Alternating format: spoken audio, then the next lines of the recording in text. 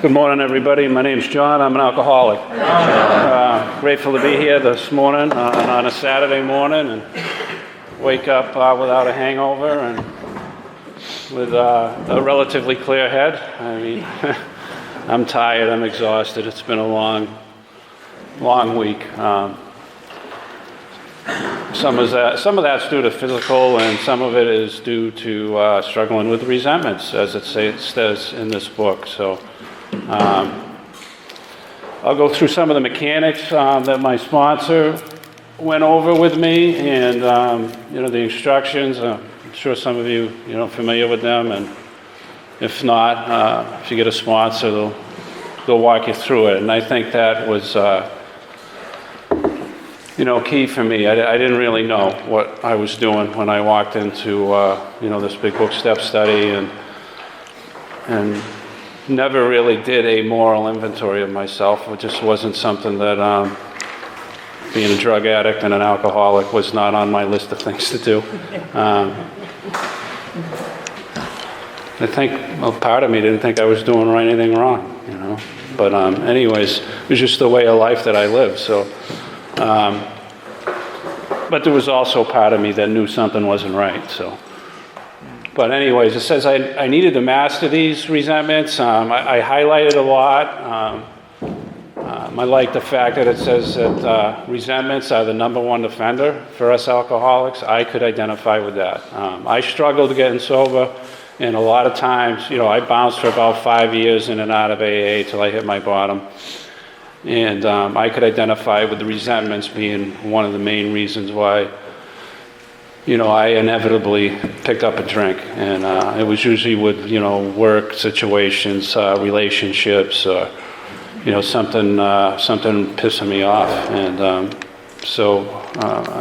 that grabbed my interest, and, I certainly didn't want to continue drinking because it almost killed me. Or doing drugs. I did drugs too. At the end, on one of my relapses, I picked up heroin, which I thought I'd never do, and that was one of the yets. So, and that took me down quick. So, my life was on the line, and I really wanted to get better and take this disease seriously, because that's the point that it came to. So.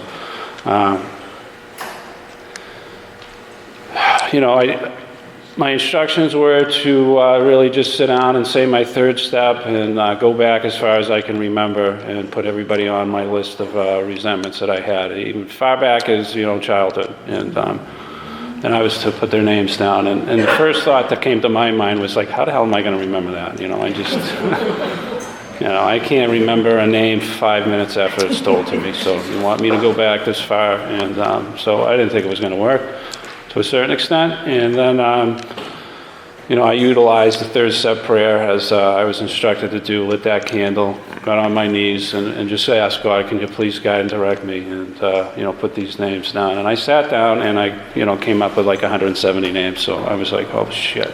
I guess I don't like people.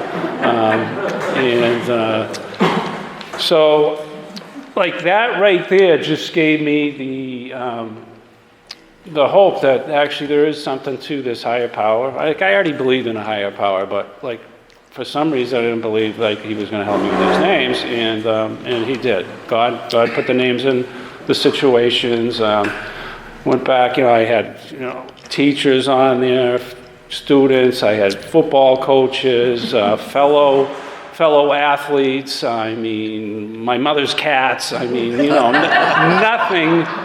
nothing like.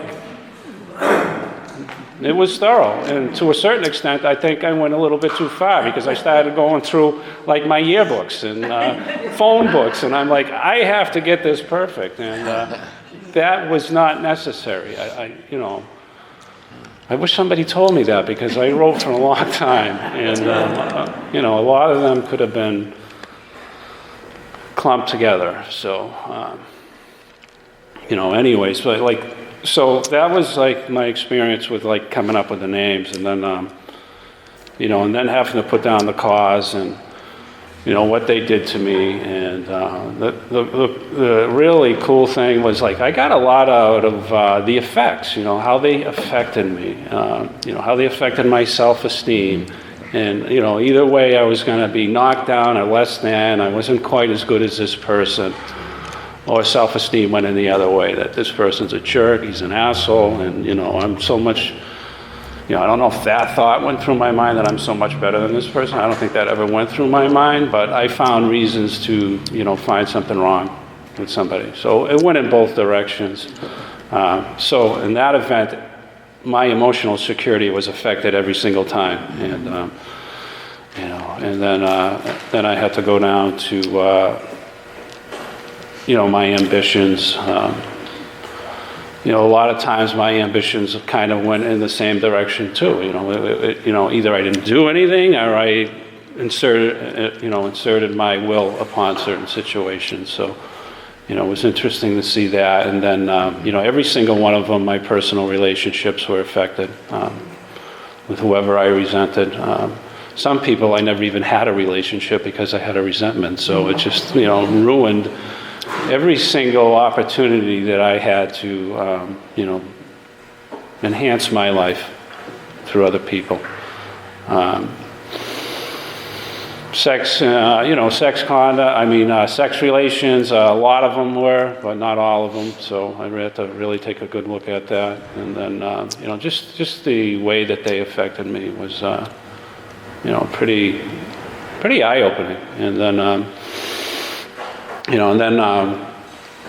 and then I had to go into the turnarounds. And, that's, my sponsor was like, this is where the recovery is. This is where you get better. This is the healthy part of it. And, write down, what did I want in this certain situation, or what did I not want? I either wanted something, or, I didn't want somebody doing something to me.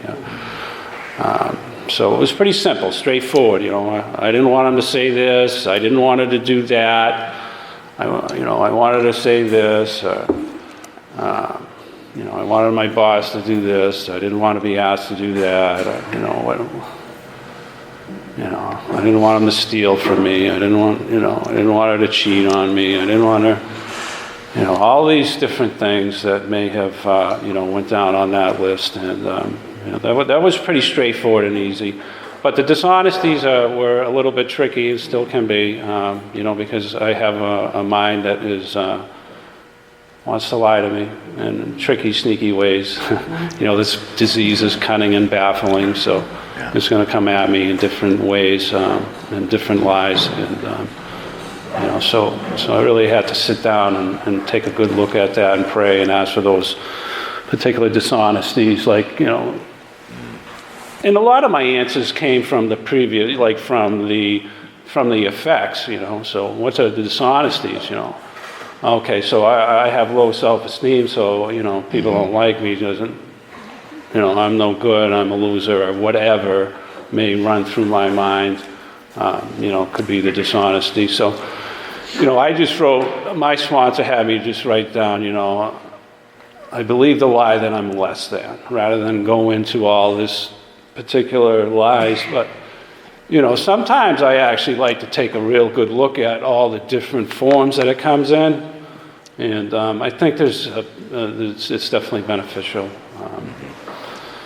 And then on the other lie is the mental lie is if I'm just, building myself up to be better than this person. So, that in itself is a lie that came out of my self-esteem.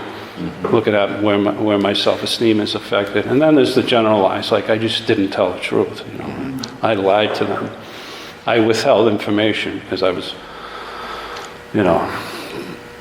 whatever, I was afraid, So there's there's different forms of dishonesty that can very easily be missed if I'm either one, not talking to my sponsor, or two, not praying and asking for help. So I really needed a lot of help from God in order to identify the dishonesties. And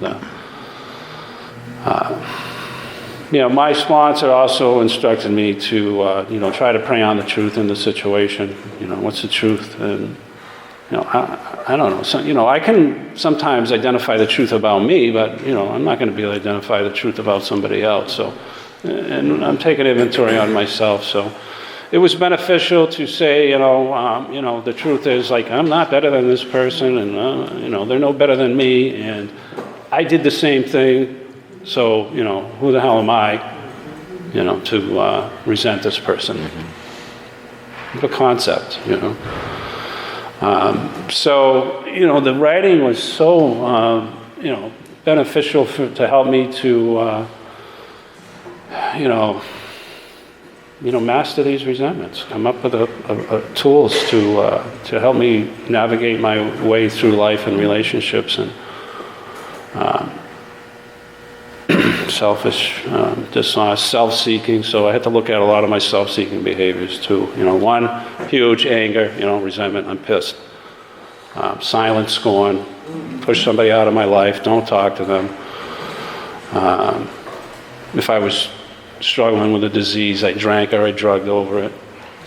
If I wasn't in active, addiction, then, I did that shit. I pushed them out of my life, silence, scorn, didn't talk about it, didn't express my feelings.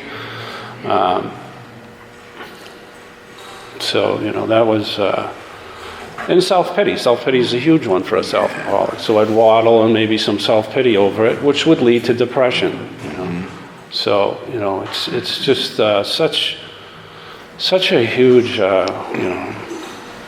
great beneficial tool to do this work. And, then I did my fears, fear of losing what I had, fear of not getting what I want, fear of people's opinions.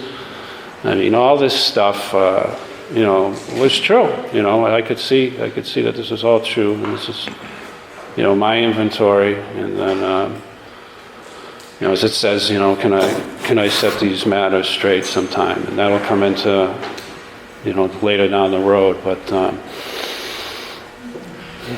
I just, I've done this work a long time ago, did the writing, did everything, did 10 steps, whacked, rested on my laurels, still get resentful, and I still need to do this work, and I still need to, call a sponsor and run over my resentments. It's definitely work, but it's well worth it. I got a lot to, telling Joe, I got a lot to be grateful for, I got a lot to be grateful for. I got a lot of luxury problems, and, I had a resentment at work. I can talk about a little bit of some of my resentments. They usually come in work. I had a resentment towards my boss, and when they hired me, they told me they were going to give me a certain amount of vacation, and I didn't get that for 5 years after, and I just let that go. I let it go. I was like, well, you know what? And then they took my my sick time, and they took it out of my vacation time, and I let that go, and I didn't say anything. I'm just this stuff was just festering in me, And this was 7 years ago, and it's catching up to me now.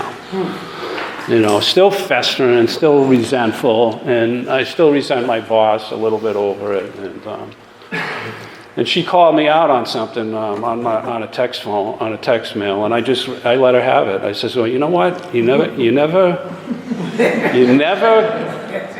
told me I was getting 2 weeks vacation when you hired me, and you never gave it to me. My sick time was taken out of my vacation. I give up. I was I give up. You know what I mean? I just give up. I've been here so many years, and this is the raise that I've gotten. And I was pissed. So she says, well, we can give you a $2.50 raise. So I was like, oh, all right. That resentment worked out pretty well.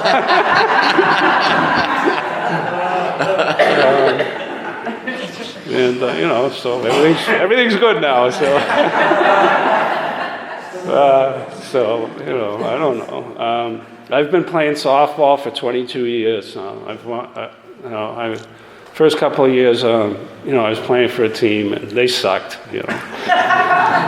And I resented that, and I'm I keep fucking showing up, playing as hard as I can, and I want to win. So So I got a resentment and left and went to a team that was good. And, you know, we won a championship, so you know, it worked out. And you know, sometimes if you're not happy and resentful, you got to make a move, I guess. And then, you know, so I left that team ended up folding, went to another, played for like another 10, 15 years. Same things happened, playing for a team that just sucks. And I'm like, and they don't care about winning. They don't want to win. And I'm like, what the fuck are you playing for? And I like, and then I saw this guy in AA the last couple of years I've talked to him. He plays for like fast pitch softball, which I played for a lot of years. And he's like, yeah, I play in this league in Sudbury. And I was like, oh, I'm interested. And he's like, oh, well, they don't accept out-of-towners. And I'm like, what? He said this to me 2 years, and I walked away scratching my head the last time. Like, this can't be true. There's no way. So I contacted him online. And I talked to the commissioner, and he goes, oh, we let 3 out-of-towners on each team come in. You know, so, you know, that resentment. So I got on a team, you know, and I went in as a free agent, and they tried to put me on a shitty team, the commissioner. And I'm like, wait a minute. I said, no, I'm not going on that team. I was looking at the record. I'm like, they're fucking next to last. I'm not doing this again. It's like insanity if I do this again. So, you know, I talked them in and they put me on an A team, and this team is like, they won the whole championship, and I'm like, well, maybe this is too good. And, you know, their pitcher was in Oregon, so they had me pitch, and, you know, I pitched for them. And this is like my first year ever pitching fast pitch. I'm like, I've never pitched, and I went through, you know, I went 3-2, and they decided, like, I knew they weren't going to take me because their main guy, who was, you know, their main pitcher, was coming back, and so the commissioner that wanted to put me on the shit team had me go play on his team, and it just so happens their pitcher sucked. So, so I ended up pitching for them, and we won a championship. We won the fucking championship. So it was really like, okay, so resentment can sometimes work out if you navigate your way through it in a proper way. So, you know, so it can be good. There's some good meetings that have started in AA as a resentment. So, you know, I guess if we use them in a positive way, they can all work out. But, you know, how long have I spoke for?